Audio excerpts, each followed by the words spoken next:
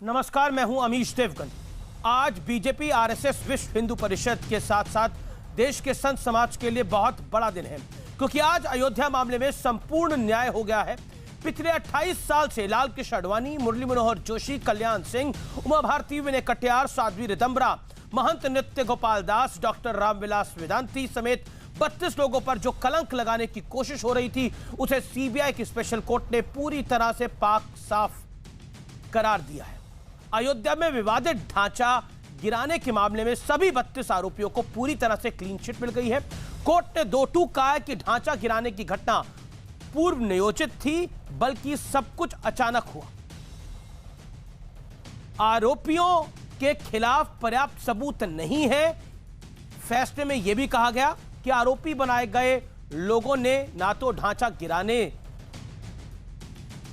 को रोकने की कोशिश की, लेकिन कांग्रेस से लेकर ओवैसी तक और कुछ कट्टर सोच वाले मौलानाओं से लेकर बाबरी एक्शन कमेटी तक सबने फैसले पर सवाल उठा दिया है। ओवैसी कह रहे हैं कि क्या जादू से मस्जिद को गिराया गया। कांग्रेस कह रही है कि जब न्याय नहीं किया जाता तो सत्य के साथ खड़े लोगों के मन में आतंक के बैठ जाता है, जबकि गलत करने वाले खुशी से झूमने लगते हैं। आज इसी पर होगी देश की सबसे बड़ी बहस। राम के घर में अंधेर है, देर है अंधेर नहीं, क्योंकि बीजेपी कह रही है कि देर से ही सही, लेकिन इंसाफ पूरा हो गया।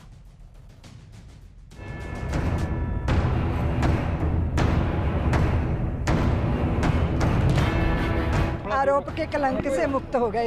ये तो पहली झांकी है, काशी मथुरा बाकी है। जहां जहां दाग हैं उनको धो करके साफ करेंगे।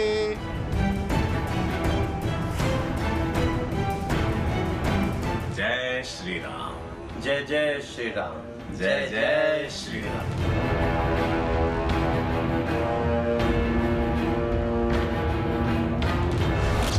लाल कृष्ण आडवाणी बरी, मुरली मनोहर जोशी बरी, कल्याण सिंह बरी, उमा भारती बरी, विनय कटियार बरी, साध्वी रितंबरा बरी, महंत नृत्य गोपाल दास बरी, डॉक्टर रामविलास वेदांती बरी, चंपत राय बरी, महंत धर्मदास बरी, सभी 32 आरोपी बरी। 6 दिसंबर 1992 को अयोध्या में विवादित ढांचा गिराए जाने के 28 साल बाद इस केस में सीबीआई की विशेष अदालत का फैसला आ गया है। फैसले में कहा गया है, घटना पूर्व नियोजित नहीं थी, बल्कि अचानक हुई। आरोपियों के खिलाफ पर्याप्त सबूत नहीं है। सभी 32 आरोपियों को बरी किया जाता है। भीड़ ने विवादित ढांचा गिराया था। आरोपी बनाए गए लोगों ने ढांचा गिराने से रोकने की कोशिश की थी। आज का जो निर्णय हुआ है वह अत्यंत महत्वपूर्ण है और हम सब के लिए बहुत खुशी का प्रसंग है। जब ये समाचार सुना, जय श्री राम कह करके हमने इसका स्वागत किया। इस निर्णय ने यह सिद्ध कर दिया है कि हमारा आंदोलन, हमारे कार्यक्रम किसी षड्यंत्र के तहत नहीं थे। इससे हम सब प्रसन्न हैं, देश प्रसन्न है, और अब मैं ऐसा समझता हूँ कि इसके बाद ये विवाद समाप्त होना चाहिए और सारे देश को मिलकर भव्य राम मंदिर के निर्माण के लिए तत्पर होना चाहिए। कि जय जय श्री राम और सबको सन्मति दे भगवान। फैसला आते ही गृह मंत्री अमित शाह ने लाल कृष्ण आडवाणी से फोन पर बात की, लेकिन दूसरी तरफ सियासत का खेल शुरू हो गया। किसने तोड़ा फिर मस्जिद? फिर जब 6 दिसंबर 1992 को मस्जिद शहीद हुई थी, उस वक्त मैंने अपने आप को एक हेल्पलेस महसूस किया। मैंने अपने आप को अपने लिए एक ह्यूमिलिएशन समझा कि मैं अपनी एक शर्म महसूस हुई कि मैं अपनी मस्जिद को बचा नहीं सक रहा हूं। तो क्या कोई जादू से मस्जिद को शहीद कर दिया गया था 6 दिसंबर को। तो जगह जो रामलला को दे दी गई थी, राम मंदिर को दे दी गई थी, तो ये तो फैसला आना ही था। सारे एविडेंस होने के बावजूद पूरी दुनिया की मीडिया ने देखा है कि बाबरी मस्जिद को कैसे तोड़ा गया। जो आस्था थी कोर्ट के अंदर, वो कहीं ना कहीं कमजोर पड़ती हमें दिख रही है। हिंदुस्तान के इतिहास में काला दिन है। सभी दोषियों को बरी करने का विशेष अदालत का निर्णय, सुप्रीम कोर्ट के निर्णय वह संविधान की परिपाटी से परे है। 9 नवंबर 2019 के निर्णय के मुताबिक बाबरी मस्जिद को गिराया जाना एक गैर कानूनी अपराध था। हालांकि योगी आदित्यनाथ ने फैसले के बाद कांग्रेस को ही घेर लिया। सीएम योगी ने कहा, तत्कालीन कांग्रेस सरकार ने पूज्य संतों को झूठे मुकदमों में फंसाकर बदनाम किया। इस षड्यंत्र के लिए कांग्रेस को जनता से माफी मांगनी चाहिए। उधर बाबरी मस्जिद एक्शन कमेटी ने सीबीआई कोर्ट के फैसले को हाई कोर्ट में चुनौती देने का ऐलान कर दिया है। जजमेंट आज का जो है वो एविडेंस के भी खिलाफ है और लॉ के भी खिलाफ है। हाई कोर्ट में इसको चैलेंज किया जाएगा।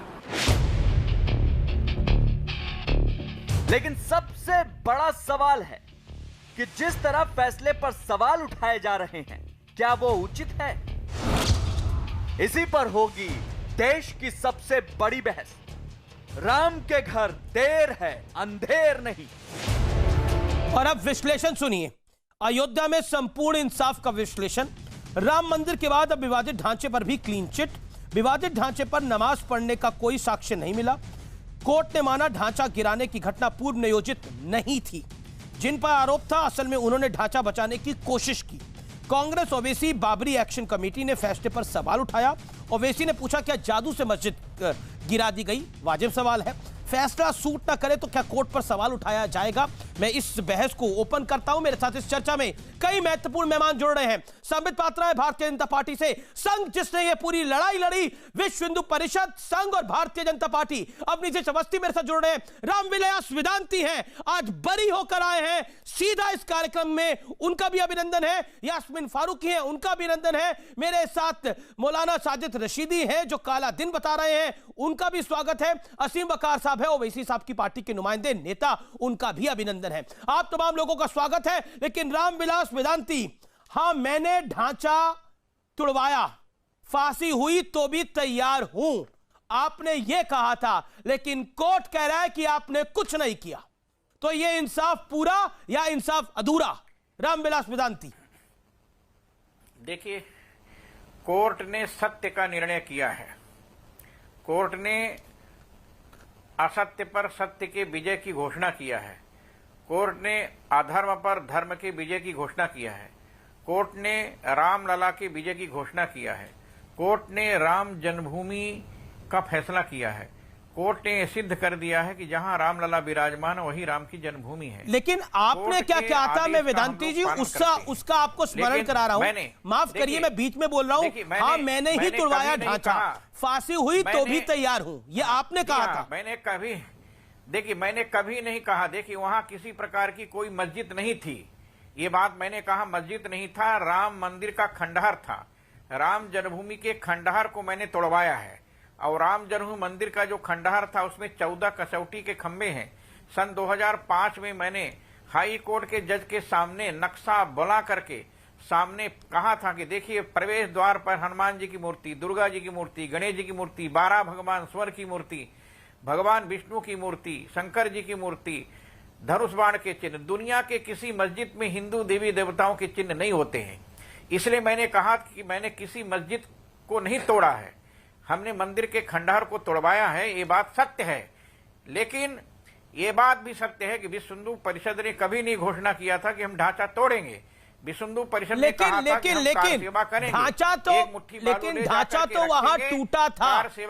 ढांचा तो वहां टूटा था। बाबरी मस्जिद तो वहां टूटी थी 6 दिसंबर को, जिसको आज भी संघ या फिर संघ से जुड़े जो संगठन है इसको शौर्य दिवस के रूप में मनाते हैं।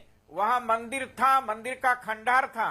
हमने मंदिर के खंडहर को तोड़वाया। नहीं, अब इसमें तो विवाद ही नहीं रह गया क्योंकि सुप्रीम कोर्ट का निर्णय आ गया है। मैं उस निर्णय को ऑनरेबल सुप्रीम कोर्ट के निर्णय को चुनौती नहीं दे रहा। मैं पूछ रहा हूं कि जब वहां जो खंडर था, जिसको आप खंडर कह रहे हैं, वो तो तोड़ा गया था, हाँ या ना?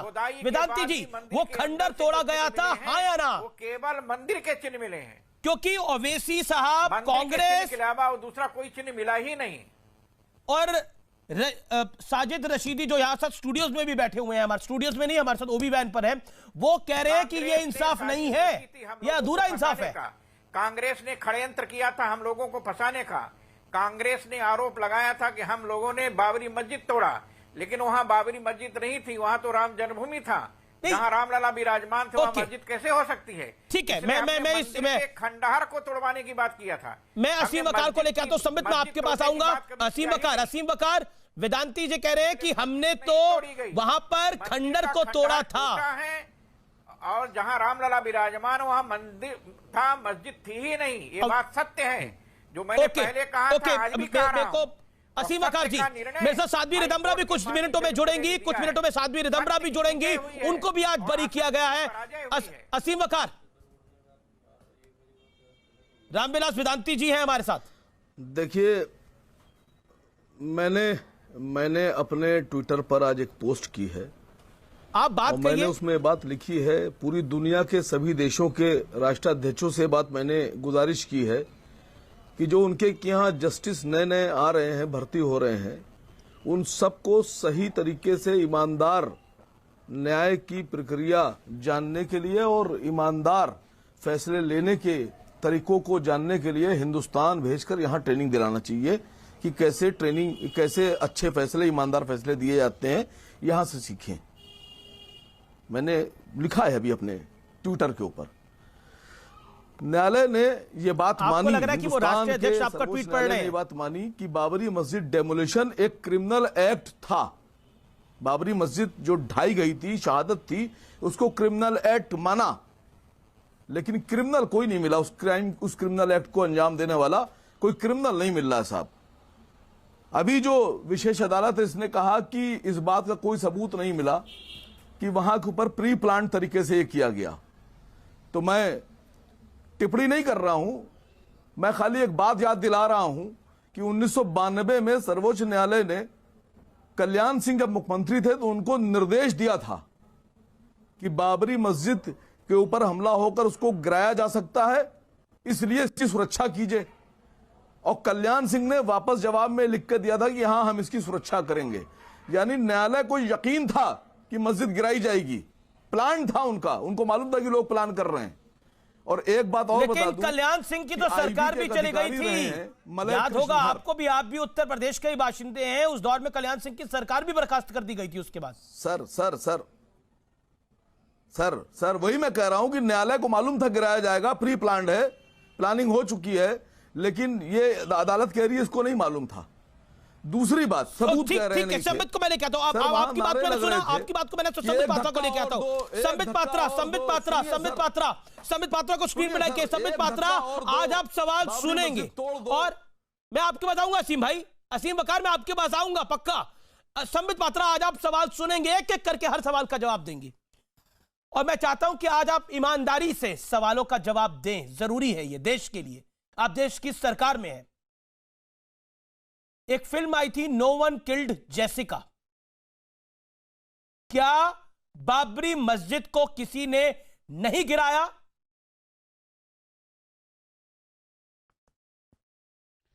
अमीश भाई, पहले तो मैं आपके तमाम व्यूअर्स और आपको भी जय श्री राम कहूंगा, और मैं आपसे रिक्वेस्ट करूंगा कि आप जरा मेरे सामान में वेदांती जी को दिखाएं। मैं यहां दूर से ही उनके चरणों को स्पर्श करता हूं और उनका नमन करता हूं, उनका वंदन करता हूं। साध्वी रितम्बरा जी भी आएंगी, मैं उनके भी चरणों को स्पर्श करूंगा, उनको भी नमन करूंगा। ये युद्ध कोई आज का नहीं है, ये एक भावनात्मक युद्ध, ये कोई तलवारों वाला युद्ध नहीं था। ये जो भावनात्मक युद्ध है, ये 500 वर्षों से चला आ रहा था। 500 वर्षों के बाद आज उसका क्लोजर हुआ है, और किसी संबित पात्रा को या किसी को यहां आज जवाब देने की आवश्यकता नहीं है। देश के सर्वोच्च न्यायालय ने कुछ दिनों पहले जवाब दिया, और आज सीबीआई के न्यायालय ने जवाब दिया है, और जवाब पूरे हिंदुस्तान के पास है। देखिए, मुझे आश्चर्य होता है, सर्वोच्च न्यायालय के जवाब के बाद भी हिंदुस्तान एकमात्र देश है जहां डिबेट होता है। और अभी मैं असीम वकार जी को सुन रहा था, उन्होंने कहा मैंने अपने ट्विटर पे सारे राष्ट्राध्यक्षों को कह दिया है कि वो अपने अपने जजों को हिंदुस्तान भेज दीजिए। ना तो ये यूनाइटेड नेशन के पिताजी हैं और ना ही ये ट्रंप के पिताजी हैं जो ये ट्वीट कर देंगे तो सारे अमेरिका, इंग्लैंड, बाकी सारे कंट्री बोलेंगे हाँ हाँ हाँ वकार साहब हम अपने जजों को भेज रहे हैं। तो इस प्रकार की बातें ना करें। तीसरी और सबसे बड़ी बात है, सबसे बड़ा वाक्य जो आज कोर्ट ने कहा है कि किसी भी षड्यंत्र के अंतर्गत कोई प्री प्लान्ड षड्यंत्र नहीं था जिसके अंतर्गत बाबरी ढांचे को, मैं तो उसे बाबरी ढांचा भी नहीं कहता हूं और गलत है बाबरी ढांचा, वह विवादित ढांचा है और किसी भी षड्यंत्र के अंतर्गत विवादित ढांचा को नहीं गिराया गया। इसमें किसी प्रकार का संशय न था, ओवैसी साहब कह रहे हैं क्या जादू से गिराया गया? फिर ओवैसी साहब कह रहे हैं क्या जादू से गिराया गया ढांचा? रणदीप सिंह सुरजेवाला ने भी कुछ बोला है, अहमद पटेल साहब ने भी कुछ बोला है। कंपन से गिरा है, जादू से नहीं, कंपन से गिरा है। 500 वर्षों में, जो 500 वर्ष का कालावधि रहा है, 500 वर्षों में करोड़ों हृदय में कंपन था, उस कंपन से गिरा है ये विवादित ढांचा। किसी ने धक्का देके नहीं गिराया है। और आज कोर्ट ने स्पष्ट रूप से कहा है कि कोई षड्यंत्र नहीं था। और जहां तक मियां अहमद पटेल और मियां सुरजेवाला जी का सवाल है, उन्होंने आज इसे काला दिन बताया है। वैसे ओवैसी जी ने भी काला दिन बताया है।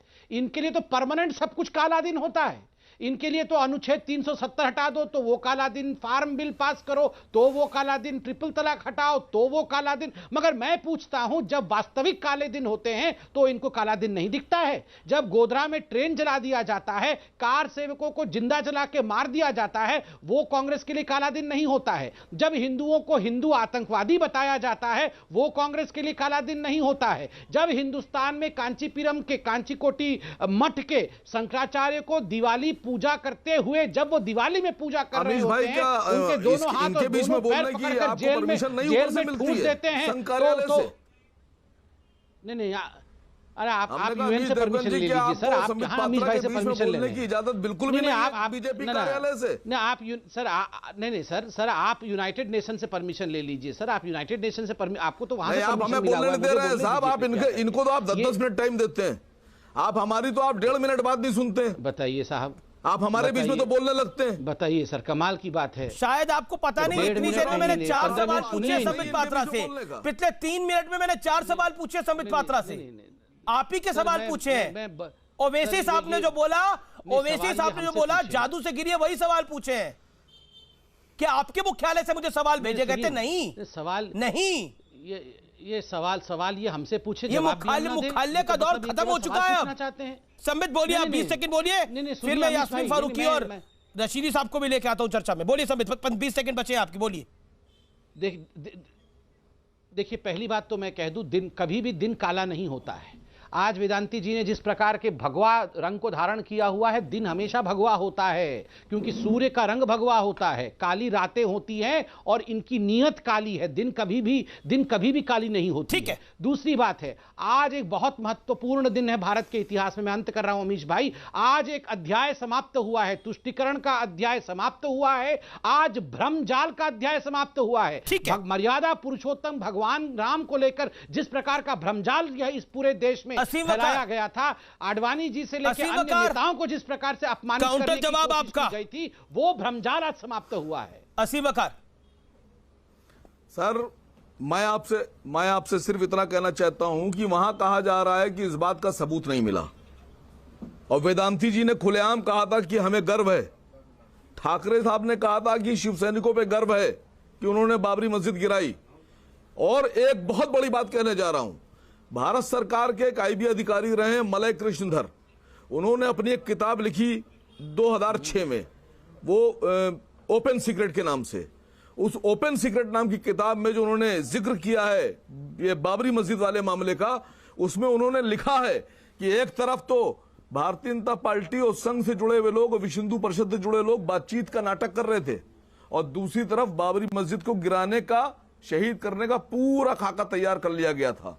पर तो साहब एक बार कम पर से कम इनको ही बुला आप लेते, जिस इनकी किताब से का पूछ जिक्र लेते कर रहे हैं, भाई, किताब को जिक्र तो फिक्शन करते माना हैं जाता है, किताब को फिक्शन माना जाता है, और जो निर्णय होता है कोर्ट का उसे साक्ष्य माना नहीं, जाता है। मैं किताब पे तो जवाब देता हूं। सब देख सकें। देखिए एक फैक्चुअल बात है, लेकिन कोर्ट को ऐसा नहीं लगा है, कोर्ट को ऐसा नहीं लगा है, सीबीआई कोर्ट को संवैधानिक अधिकार है आपका कि आप हाई कोर्ट जाइए, हाई कोर्ट के बाद फिर सुप्रीम कोर्ट जाइए, संवैधानिक अधिकार है दूसरी पार्टी का, बाबरी मस्जिद एक्शन कमेटी का। लेकिन आप जिस किताब का जिक्र कर रहे हैं, किताब एक फिक्शन होती है, किताब साक्ष्य नहीं मानी जाती कोर्ट के अंदर। साहब हम लोग को यह अधिकार, हम लोग को इस बात का जानने का अधिकार तो है कि बाबरी मस्जिद को गिराया किसने।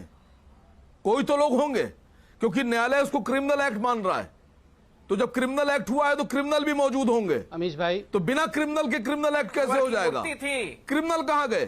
कहाँ है क्रिमिनल जिन्होंने बाबरी मस्जिद को गिराया था? लला के चिन्ह मिले, जवाब तो देना होगा सर। हम सवाल पूछ रहे हैं, हम नागरिक के देश किसी प्रकार इस्लाम का कोई चिन्ह मिला ही नहीं। ये खुदाई के वेदांती जी कह रहे हैं असीम वक़ात था, खुदाई सबके सामने हुई। न्यायालय ने अभी जब जस्टिस गोगोई साहब ने फैसला पढ़ा तो उन्होंने कहा, उन्होंने ये बात कही कि इस बात का कोई सबूत नहीं मिला कि सन 1200 से लेकर सन 1528 तक उस जमीन के ऊपर कोई मंदिर या कोई महल बना हुआ था। संबित पात्रा 20 सेकंड इस बात का कोई सबूत नहीं मिला कि मुसलमानों ने किसी मंदिर को गिराकर मस्जिद का निर्माण किया। हाँ, सोमनाथ को भी 17 बारी खुद से नहीं गिरा था। सोमनाथ को भी किसी ने गिराया ही था 17 बारी। सोमनाथ भी 17 बारी इन्वेड हुआ था। देखिए मैं सुनिए मैं जवाब संबित पात्रा मैं जवाब देता हूं। सुप्रीम कोर्ट ने सिद्ध किया। सर आप कंटेम्प्ट ऑफ कोर्ट कर रहे हैं। हाई कोर्ट ने सिद्ध आप किया। कंटेम्प्ट ऑफ कोर्ट कर रहे हैं। सिद्ध कर दिया कि वहाँ रामलला विराजमान है। वेदांती जी एक सेकंड, वेदांती जी मेरा अनुरोध है, वेदांती जी एक सेकंड, वेदांती जी मेरा अनुरोध है। अमीश भाई, संबित आप जवाब दीजिए, फिर मैं यास्मीन फारूकी और रशीदी साहब को लेके आता हूं। देखिए अमीश भाई, यहाँ 5 तारीख का एक भाषण बता दूं आपको, कोर्ट ने क्या फैसला दिया। सुनिए सर बाप, कोर्ट में 5 तारीख का एक भाषण बता दूं। अभी रुक जाइए, मैं बोल, ये तो यहाँ दंगा करने लगे हैं, बताइए, शांति से बोलने देते नहीं है, फिर चिल्लाते हैं। मैं सुन लूंगा, अभी मेरी बारी है, उसके बाद आपको सुन लूंगा। नहीं बोलने नहीं देंगे साहब, आप ही को सुन रहे थे 5 मिनट से, अभी मेरी बारी है ना। अभी थोड़ा सा मुझे मंदिर बनाने दीजिए, उसके बाद आप बोल लीजिए। 5 दिसंबर सन 1992 का एक स्पीच है अटल बिहारी वाजपेयी साहब की। अरे ये सब अरे नारियल के पेड़ के नीचे क्यों दबा के रखा है? ये सब आपके पास था तो लखनऊ में ये सारा कुछ आपके पास था तो बगल वाले नारियल के पेड़ के नीचे क्यों दबा के रखा था? कोर्ट में क्यों नहीं लेके गए? इंपॉर्टेंट स्पीच का जिक्र कर रहे हैं अटल बिहारी वाजपेयी की। अटल बिहारी वाजपेयी की क्या स्पीच थी वो 5 दिसंबर वाली, बताइए। असीम वकार में आपको मौका देता हूं 20 सेकंड का। उस स्पीच में क्या था? यस सर, उन्होंने ये स्पीच दी थी कि अयोध्या में जो उबड़ खाबड़ जमीन है उस पर बैठा नहीं जा सकता, जो पत्थर निकले उसको समतल करना पड़ेगा। हाँ, समतल करना पड़ेगा। ये स्पीच आपके पास भी मौजूद है। मैंने सुनी है स्पीच, मैंने सुनी है वो स्पीच को, मैंने सुना है उस स्पीच को। और सही कह रहे हैं असीम वकार, मैं इस बात को फैक्चुअली करेक्ट कहता हूं। पंडित अटल बिहारी वाजपेयी की ये स्पीच थी, former prime minister of India की, 5 दिसंबर की। संबित पात्रा उन्होंने बोला, अपने अंदाज में अटल जी ने बोला, देखिए कई कंकड़ पत्थर है, जमीन को समतल करना पड़ेगा, बैठना पड़ेगा, थोड़ी सफाई करनी पड़ेगी। इशारों में अटल बिहारी वाजपेयी ने बहुत कुछ कहा था। संबित उसके बाद भी ढांचा टूटा या गिराया गया। बिल्कुल सही बात है, मैं इसका उत्तर देता हूं। अटल जी ने बिल्कुल सही कहा था। कुछ उबड़ खाबड़ जमीन है, कुछ कंकड़ पत्थर हैं, कंकड़ पत्थरों को हटाना होगा, उबड़ खाबड़ जमीन को समतल बनाना होगा। जहां जहां उबड़ खाबड़ जमीन थी उसको हटाया, बनाया। उबड़ खाबड़ जमीन का मतलब बाबरी मस्जिद कहां होता है? कंकड़ पत्थर का मतलब बाबरी मस्जिद कहां पे, कौन से डिक्शनरी में लिखा हुआ है? और ये वकार साहब के पास इतने अगर सारे तथ्य एविडेंसेस सब थे तो बगल वाले नारियल पेड़ के नीचे क्यों दबाया हुआ था? ये सारे तथ्य को लेकर कागज लेकर जाना था ना कोर्ट में। ये सब नारियल के पेड़ के नीचे दबा के बैठे हुए हैं यहां पर बोलने से कुछ नहीं होता है। और कौन से डिक्शनरी में लिखा हुआ है? सऊदी अरब के डिक्शनरी में लिखा हुआ है कि उबड़ खाबड़ जमीन और कंकड़ पत्थर का मतलब मस्जिद होता है। साजिद रशीदी, कंकड़ पत्थर का मतलब मस्जिद मानते हैं क्या? साजिद रशीदी, कंकड़ पत्थर मतलब मस्जिद होता है? साजिद रशीदी, आपका बयान सुना जो आपने एएनआई को दिया, वो हमने दिखाया भी। आप तो जो मंदिर बना नहीं था, जिसके अभी ईंटें रखी गई थी, उसको भी तोड़ने की बात कर रहे थे। आज आप कह रहे हैं इस फैसले से आप संतुष्ट नहीं हैं। एक शेर से अपनी बात की शुरुआत करता हूं उमेश भाई जी। कातिल की इस बात को मुंसिफ ने मान लिया, मकतूल खुद ही गिरा था खंजर की नोक पर। जी, समझ में आया आपको?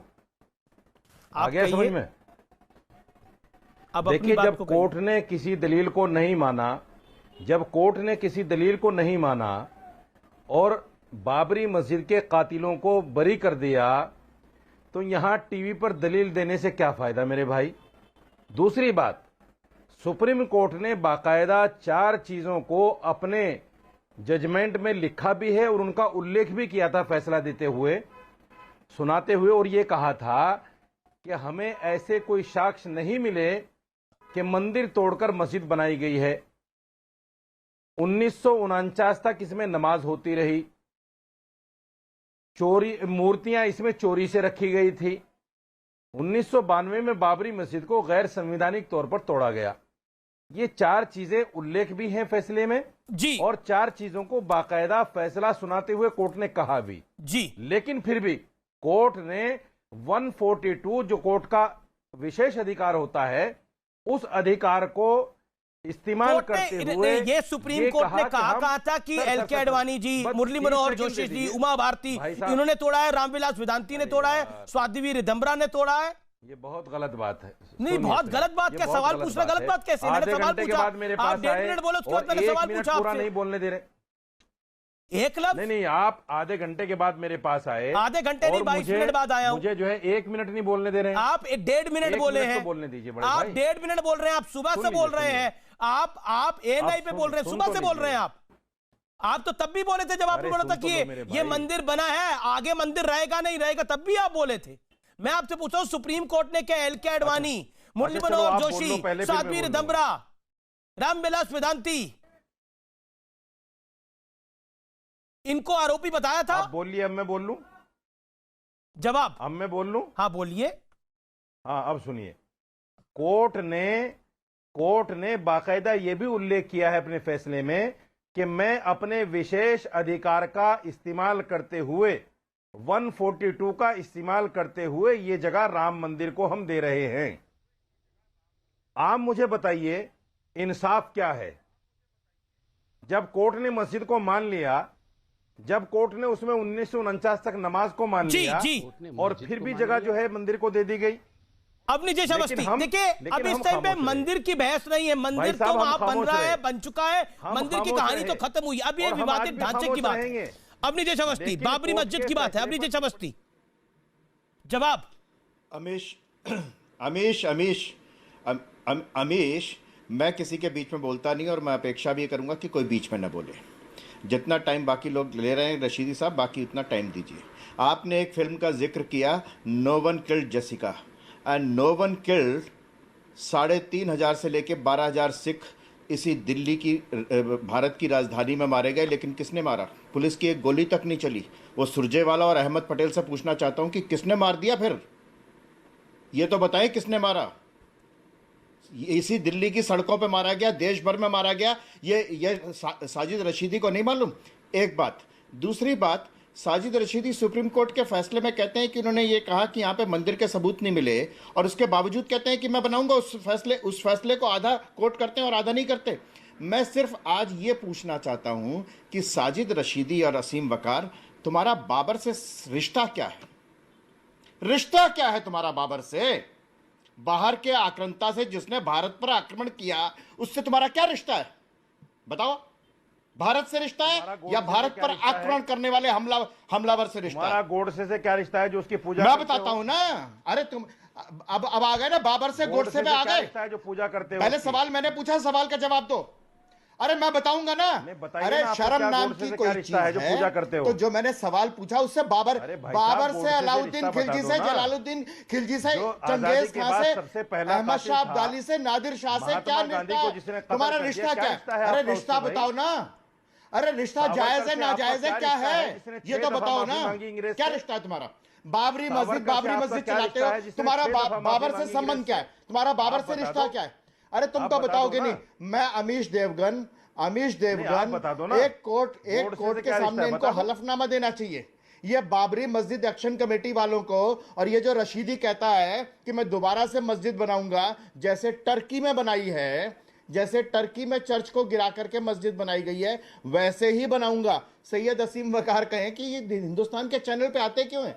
ये जाकर के कहीं और कहें ना, अंटार्कटिका पे सारे राष्ट्राध्यक्षों को बुलाएं। यहाँ कोई इनको बोलने भी नहीं देता, कोई सुनता भी नहीं है, कहते हैं कि मेरे खिलाफ कोर्ट चले जाओ। आप उन्हीं राष्ट्राध्यक्षों से बात करिए ना जाकर के। रास्ता खुला है, मेरे खिलाफ कोर्ट चले जाओ। अरे भैया कोर्ट में तो भरोसा नहीं तुम्हें, कोर्ट पे तो भरोसा ही नहीं तुम्हें, कोर्ट पे तो भरोसा ही नहीं है। आप बताओ, नो वन किल्ड जिसका, नो वन किल्ड 12,000 सिखों को 3 दिन के अंदर मार दिया।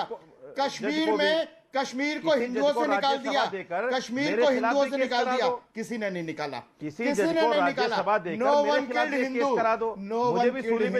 No one killed Hindu in Kashmir. आप तो राज्यसभा देके सब कुछ करा लेते हो ना, ठीक है ना। और एक बात, अंतिम बात बता दूं मैं, षड्यंत्र सिर्फ 3 लोगों में होता है। षड्यंत्र का मतलब होता है 3 कान, 6 यंत्र, 6 कान। संस्कृत में जाके पढ़ लीजिए। लाखों लोगों के बीच में षड्यंत्र नहीं होता। षड्यंत्र शब्द ही गलत है। खुलेआम मसला था, लाखों कार सेवक पहुंचे, भारत की पराधीनता, परतंत्रता और आक्रमणकारियों के प्रतीक को, कलंक को इसका जवाब दे दीजिए, धराशायी कर दिया, ध्वस्त कर दिया, आप अगर बाबर के हैं तो जाओ अफगानिस्तान की उसकी मजार पे जाकर के मरसिया पढ़ो जाकर के। बाबर के जो रिश्तेदार है ना, बाबर के रिश्तेदार अफगानिस्तान जाकर के उसकी मजार पे जाके मरसिया पड़े। हिंदुस्तान में उनके लिए जगह नहीं है। बिल्कुल साफ कह रहा हूं, बाबर के साथ जिनका अपना रिश्ता बताते हैं वो जाए अफगानिस्तान, उसकी मजार पे जाके मरसिया पड़े। ओके, यास्मीन फारूकी आप कार्यक्रम के 29वें मिनट में आ रही है। आपको मैं मौका दे रहा हूं यास्मीन फारूकी, आखिरकार जब फैसला सूट ना करे तो कोर्ट पर सवाल उठा दो, यह किस हद तक जायज है?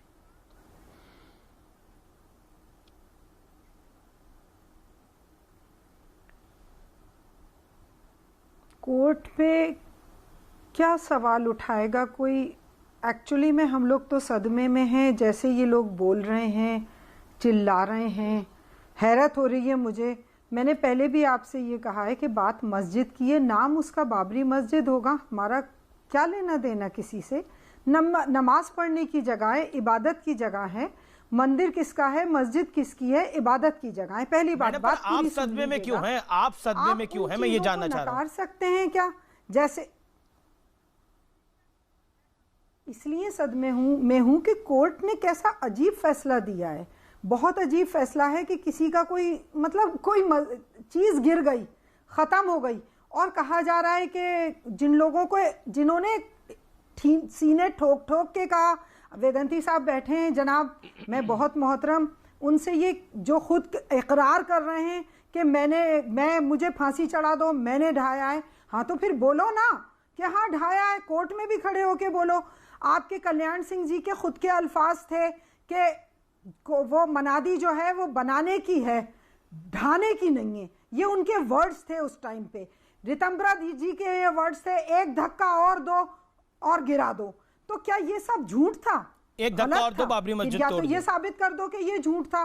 तीसरी बात, 350। लेकिन मोहतरमा, आज भी कोर्ट ने बोला है कि इसके साक्ष्य नहीं मिले कि उस ढांचे के अंतर्गत इबादत होती थी, यानी वहां पर नमाज पढ़ी जाती थी। पूरी सा बात अब आप बोलिए। ये सुप्रीम कोर्ट ने माना है कि नमाज पढ़ी जाती थी। आप एक बात पूरी सुन लीजिए, मैं उस बात पे बात नहीं कर रही। इस केस में 350 साक्ष्य थे, 350 लोग चश्मदीद गवाह थे। क्या हुआ उनका?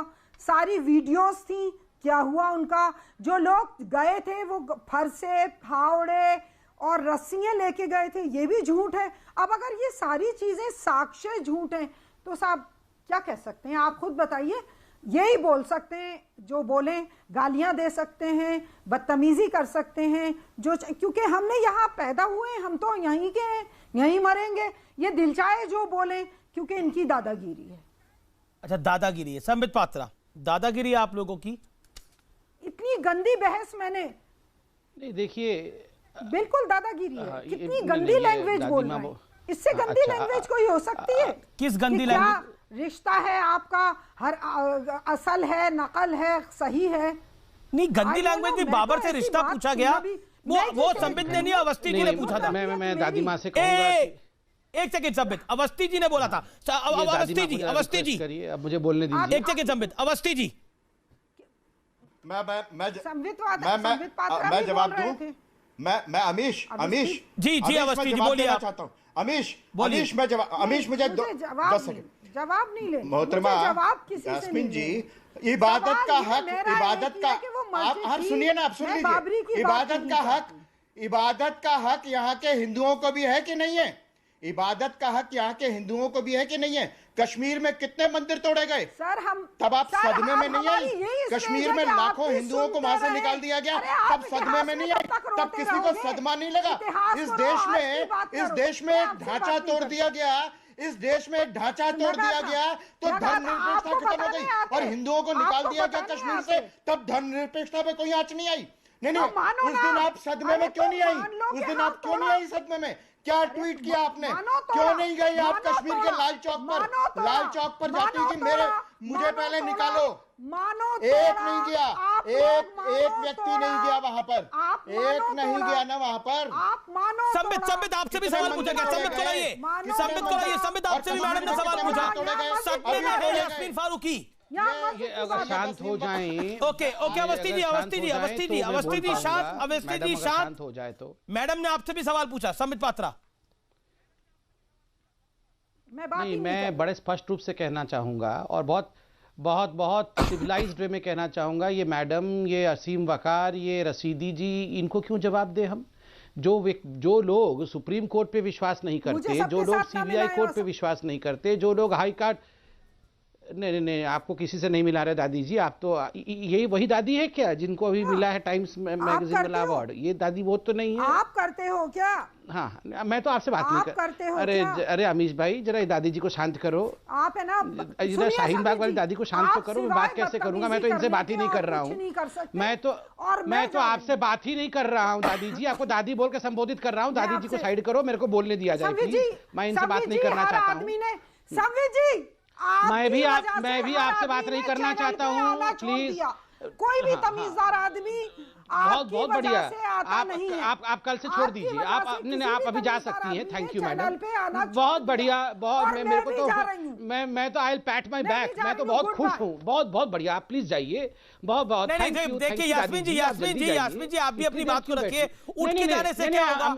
अरे नहीं अमीश भाई, ऐसा नहीं अमीश भाई, हमने क्या किया? हमने भी अपने एक वाक्य भी नहीं कहे हैं और ये उठ के चली जाएंगी। मतलब हमारे इस देश में हमें कुछ बात करने की और कुछ भी विषय को रखने का अधिकार नहीं है? ये देश हमारा नहीं है? हमने किसी को गाली दिया है? दादी जी कह के संबोधित कर दिया और हमने कहा कि बिल्कुल वहां पे मंदिर बनना चाहिए, ये अन्याय कर दिया? उठ के चली जाऊंगी? क्या है, हम पैरों में पड़े रहें? हम भगवान राम की पूजा करना बंद कर दें? हम न्यायालय को मानना बंद कर दें? सुप्रीम कोर्ट के विषय पर विश्वास न करें? हाई कोर्ट के वर्डिक्ट पर विश्वास न करें? जो खुदाई हुई, के मोहम्मद साहब ने खुदाई करवाई, वहां पर अनुपात में इतने मुसलमान खुदाई करेंगे, इतने हिंदू खुदाई करेंगे। खुदाई में पिलर्स निकल कर आए, उसमें विष्णु जी का चित्र है, उसमें लक्ष्मी मां का चित्र है, उसमें पद्म चिन्ह बना हुआ है। हम विश्वास न करें? हम इन तीनों की बातों को मानते रहे और हम उठ के चले जाए? और अगर हम बोलेंगे तो ये उठ के चले जाएंगे? ये कहां चले जाएंगे उठ के? ये कहती है कि हमारा ही देश है, फिर किसी को मानने को तैयार नहीं है। परमानेंट काला दिन है इनका, हर दिन काला दिन है। सीएए होगा, सीएए में किसी मुसलमान के नागरिकता नहीं जाएगी। इन्होंने दंगे करवा दिए साहब। सड़कों पर लोग 50 से अधिक लोग मारे गए। क्यों? किसी मुसलमान का नागरिकता नहीं जाने वाला है, फिर भी खून खराबा बहा है यहाँ पे। आप बताइए, यहाँ पर ट्रिपल तलाक में महिलाओं को उनका हक मिला। इनकी मानसिकता देखिए। इन्होंने कहा ये काला दिन है, मगर इनका हर दिन काला रहेगा और हम कुछ नहीं बोलेंगे। और भगवान राम के ऊपर हमारा कोई अधिकार नहीं है? 500 वर्षों से हम बिल्कुल सही तरीके से रशीदी साहब जवाब करके झुक करके प्रार्थना करते हुए अपने विषय को लेकर आ रहे हैं। हम बाबर की तरह जाके हमने किसी भी मस्जिद को नहीं तोड़ा है। कभी भी हिंदुओं ने किसी भी जगह, हिंदुस्तान के किसी भी व्यक्ति ने कहीं भी नहीं, बिल्कुल मैं कंप्लीट कर लूं साहब, कहीं भी आप बताइए। जवाब भी देने दीजिए ना, आपने 2 मिनट का जवाब दिया। रशीदी साहब जवाब ने क्या जवाब देंगे? ये जो दादी माँ है ये उठ के चली जा रही थी, धमका रही थी कि नहीं हम बदतमीजी कर रहे हैं, हम उठ के चले जाएंगे, और उठ के गई नहीं है। क्यों बैठी हुई है अभी तक? क्यों बैठी हुई है मैं पूछ रहा हूं। धमकाना बंद करिए हम लोगों को साहब। सुप्रीम कोर्ट नहीं धमकाना बंद करिए। सुप्रीम कोई आपको नहीं धमका रहा, कोई आपको नहीं धमका रहा, वो अपनी बात रख रही है। रशीदी साहब एक सेकंड, रशीदी साहब आप अपनी बात को रखिए। असीम वकार जी भी हाथ खड़ा कर रहे हैं। रशीदी साहब चली जाऊंगी, इनको तो इनकी तो बोलती फूट गई है। ये तो तीनों उठ के चले जाए, तो चुप होंगे ही नहीं अब। ये तो बड़े छोटे को देखते ही नहीं होंगे, चुप भी नहीं होंगे, मंदिर भी बनाएंगे। ये बेचारी सबसे उम्र है, पैनलिस्ट में सबसे ज्यादा उम्र की हैं, किस तरह दादी को दादी बोला तो क्या बोलता मैं? तमीज ही नहीं है। ने क्या बदतमीजी कर रहा हूं? नहीं बात करने की भाई, बदतमीजी कर रहा हूं भैया, क्या बदतमीजी किया? अरे सुनिए भाई, तमीजदार सुनिए, हमने बदतमीजी क्या किया? सुनिए आपने सुनिए साहब, आप वो व्यक्ति हैं साहब जिन्होंने कहा था हगिया सोफिया की तरह हम मंदिर को गिरा करके फिर से मस्जिद बनाएंगे, और आप फिर भी नहीं बिल्कुल। रशीदी साहब अपनी बात करिए ना, आप कौन है? आप आप क्या बड़े हैं? आपने कहा था मंदिर गिरा करके मस्जिद बनाएंगे, आपने प्रतिज्ञा ली थी। नहीं बिल्कुल चुप नहीं होंगे, कोई ऑडियो डाउन नहीं होगा। हिंदुस्तानी सुन रहे, बिल्कुल बोलती और पगलाए नहीं है, आपको एक्सपोज कर रहे हैं। आप देखिए, मैं आपको अभी देखो आप जिस प्रकार की भाषा का प्रयोग कर रहे हो, ये देखिए, मैंने किसी को ना पागल कहा, इनकी भाषा को देखिए, मगर यही नहीं बिल्कुल को जाहिर करूंगा। नहीं सुनिए, ये आप अमीश भाई, आपकी भी गलती है। आप उन लोगों को चैनल में स्थान देते हैं जो स्पष्ट रूप से कहते हैं हम मंदिर को गिरा हम सबको स्थान देते हैं। नहीं हम सबको स्थान देते हैं और इनको एक्सपोज भी करते हैं। हम उनको भी एक्सपोज करते हैं, जो सही है, जो गलत होते हैं उन सबको एक्सपोज करते हैं। नहीं बड़ी बात है क्या? संबित, आपका सम्मान है, आपका सम्मान है, आप अपनी बात को रखिए, लेकिन हम चैनल पर किसको बुलाएंगे वो हम पे छोड़ दीजिए। आपका सम्मान है संबित पात्रा। एक second, with all due respect, अरे संबित हम पे छोड़ दीजिए वो। अब आपने बोल लिया, अब आपने 2.5-3 मिनट बोला, आपको तय करना पड़ेगा किसको बुलाना है। मौलाना साजिद रशीदी, मौलाना साजिद रशीदी। अब संबित पात्रा बताएंगे किसको बुलाना है। ना संबित पात्रा नहीं बता रहे, आप भी ना बताएं, अपने जवाब दें। अब आप तय नहीं करेंगे, संबित पात्रा बताएंगे अब, क्योंकि सरकार इनकी है। संबित पात्रा ने तो बोला आपको नहीं बुलाना चाहिए, आपको तो बुलाते हैं ना, तो बोलिए अब। आप सुनिए, देखिए, मैं सिर्फ इतना कहना चाहता हूं, दलीलें रखी गई, दलीलों को माना भी गया। आप देखिए, कार सेवा हुई, उसमें एक नारा दिया गया था, आपको याद होगा, बच्चा बच्चा राम का, राम जन्मभूमि के नाम का। और दर दर पे ये लोग पहुंचे, वहां से सोनी ईंटें भी ली, पैसा भी लिया। जब आप लोगों को धर्म का नशा दे दोगे और आप उनको धर्म का नशा देकर वहां लेकर जाओगे बाबरी मस्जिद के पास में, और फिर इनसे कहोगे मस्जिद मत तोड़ना। धर्म का नशा क्या होता है? मस्जिद मत तोड़ना। मैं आपत्ति करता हूं, धर्म का नशा क्या होता है साहब? मैं बताता हूं धर्म का नशा क्या होता है। जब कहा जाता है अपने शरीर में बम बांधो और फट जाओ, तब 72 हूरें मिलेंगी, वो होता है धर्म का नशा। बिल्कुल आपको एक्सपोज करूंगा साहब। आपने कहा राम के नाम का नशा और हिंदू धर्म का नशा। अमीश भाई, नशा क्या होता है? नहीं, बोलने दीजिए। मैं अनपढ़ लोगों को आप डिबेट में बुलाएंगे तो इसी प्रकार के भाषा का प्रयोग करेंगे। इन्होंने कहा हिंदू धर्म का नशा और राम का नशा देके मस्जिद तोड़ा गया। मैं बताता हूं नशा क्या होता है। नशा होता है जब शरीर पे, इन मौलाना जैसे मौलाना सिखाते हैं कि शरीर पे बम बांध के उड़ जाओ तब 72 हूरें मिलेंगी, वो होता है धर्म का नशा। जब जिहाद के नाम पे पूरे विश्व में बम फटाए जाते हैं, अल्लाहू अकबर बोल के बम फोड़े जाते हैं, वो होता है धर्म का नशा साहब। राम को नशे के साथ आप तुलना मत करो। राम में नशा नहीं है, राम में तो भक्ति होती है और शक्ति होती है। और आप पूछ रहे हैं ना ये मस्जिद कैसे गिर गया, वैसे तो हम उसे मस्जिद नहीं मानते हैं, वो विवादित ढांचा था, वो शक्ति के कंपन से और भक्ति के कंपन से गिरा है, समझ लीजिए। ठीक है, दोबारा मत कहिएगा। ठीक है, मेरे साथ यास्मीन फारूकी दोबारा जुड़ गई है। यास्मीन जी हो गया, यास्मीन फारूकी मेरे साथ जुड़ गई है। यास्मीन फारूकी, मैं जवाब दे दूं? हमारा तो हो गया। यास्मीन फारूकी, आपको जो लगा संबित पात्रा ने आपको दादी कह के संबोधित किया था, उन्होंने आपको कोई अपशब्द नहीं कहे थे, ये बात हो सकता है वो बीच में बोल रहे हो वो आपको आपत्तिजनक लगाओ, लेकिन उन्होंने आपको कोई गलत शब्द नहीं बोला। नहीं, बोलिए इन्होंने कहा शाहीन बाग की दादी, इन्होंने कहा शाहीन बाग की दादी, अच्छा, इन्होंने कहा शाहीन बाग की दादी, गाली होती है, और इसीलिए किसी भी तमीजदार आदमी ने चैनल पे आना छोड़ दिया है। मतलब नहीं बिल्कुल सही बात है। पात्रा अगर बैठे होते तो हर आदमी है तो बताइए, ये लोग तो हीरो बता रहे थे उसको। संबित मेरा निवेदन स्वीकार करिए, आप शांत रहिए। नहीं, मैं नहीं हूं ना, मैं नहीं हूं। कोई निवेदन संबित नहीं, मेरा निवेदन स्वीकार करिए। 40 सेकंड शांत बैठिए ना आप। संबित, मुझे मजबूरन ऑडियो डाउन करना पड़ेगा। बोलिए यास्मीन फारूकी, बोलिए। आपको अगर आपको कुछ और अलग बात कह दूं,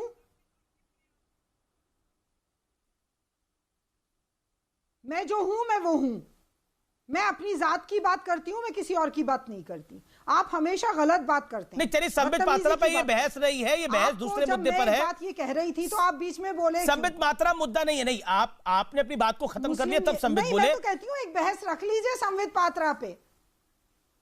मैंने सिर्फ नहीं, मेरी बात खत्म ही नहीं हुई थी। मैंने ये कह रही थी कि जब 350 लोगों के ऊपर साक्ष्य थे इसमें, तो क्या वो सब चश्मदीद गवाह बेवकूफ थे या उन्होंने कुछ नहीं देखा था? ये तो कोर्ट में नहीं गए ना मैडम कोर्ट में नहीं प्रूव हो पाया ना मैडम, क्या करें? साक्ष्य थे मैडम, कोर्ट में नहीं प्रूव हो पाया ना। किसने प्रूव नहीं हो पाया? तो कोर्ट में तो प्रूव ही होता है। नहीं माना गया, जो वीडियो बनाया गया, जो लोग लेके गए। मैडम, सबूत तो इस बात का मिला कि स्वर्गीय माननीय अशोक सिंघल जी गुंबद पर चढ़ने के लिए लोगों को रोक रहे थे।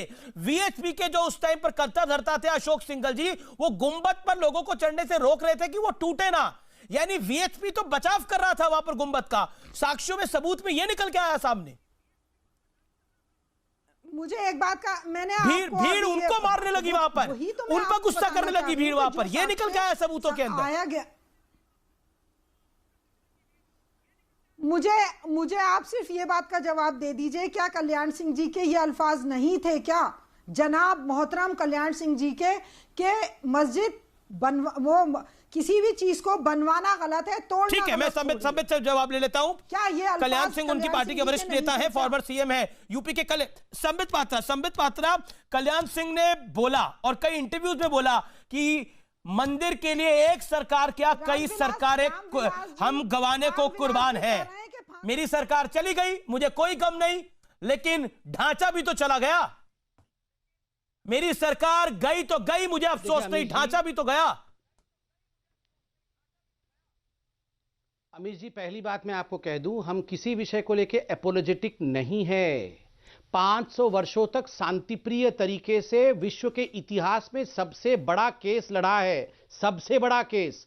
और जब विवादित ढांचा भी था, उसी विवादित ढांचा पे मत्था टेकने के लिए करोड़ों हिंदू हिंदुस्तान के कोने कोने से आके विवादित ढांचा पर ही पूजा करते थे। उसके बाद भी हिंदुस्तान में होकर यहां पर हम डिबेट कर रहे हैं कि राम जी का वो जन्मस्थान है कि नहीं। मैं ब्रेक सर्वोच्च न्यायालय ने मैं ब्रेक के लिए मुझे रुकना पड़ेगा। ब्रेक के लिए मैं जानता हूं आप काफी बोलना चाहते हैं इस विषय के ऊपर, और साथ ही साथ असीम वखार का भी काफी देर से नंबर नहीं आया। मैं ब्रेक के लिए रुक रहा हूं, ब्रेक के बाद वापस आ रहा हूं। हमारे साथ साध्वी रिदम्बरा भी होंगी ब्रेक के बाद।